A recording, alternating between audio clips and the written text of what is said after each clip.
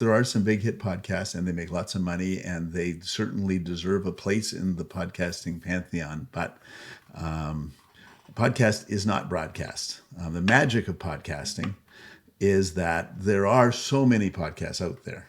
There are more than 2 million podcasts out there now.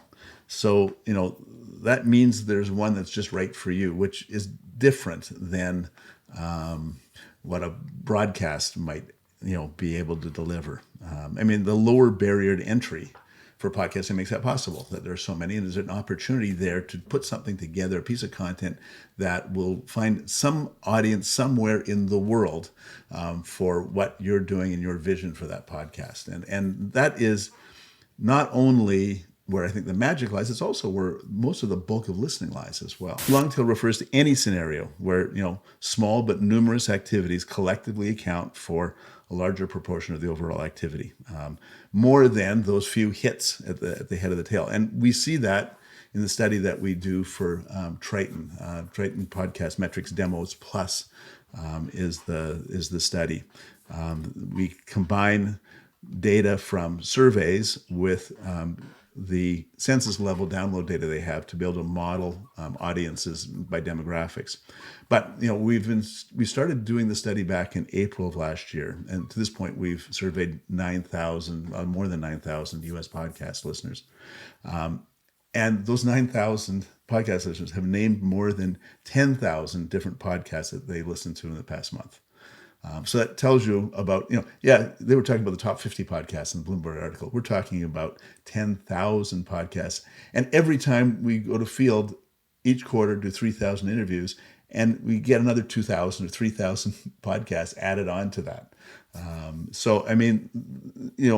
when we break that down and look at how much of that overall listening is coming from the top 100 podcasts versus the rest, it's only a little more than a quarter. 28% of all the podcasts that are mentioned come from, or all the survey mentions that come from that study are to the top 100 podcasts.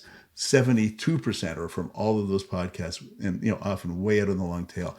Only about 30% of them have more than one mention. There's obviously a battle for the listener's time, right? And the more attention paid to the hit podcast, then more listening that goes there. That could have an impact, but I do think almost it's a different world for those top podcasts. They are very mass appeal, but they don't have that same personal connection that so many of those other podcasts have on a long tail. So I don't think they necessarily get in the way of podcasts that speak to you personally. It's really kind of a different thing. And still, when we ask the question to new podcast listeners coming into the medium, what got you into listening to podcasts? The number one reason they give is because there was a specific topic on an area that they were interested in and wanted to find out more about it. So they weren't going there because they heard that Conan O'Brien has a new podcast, or that their friends were listening to Canadian true crime.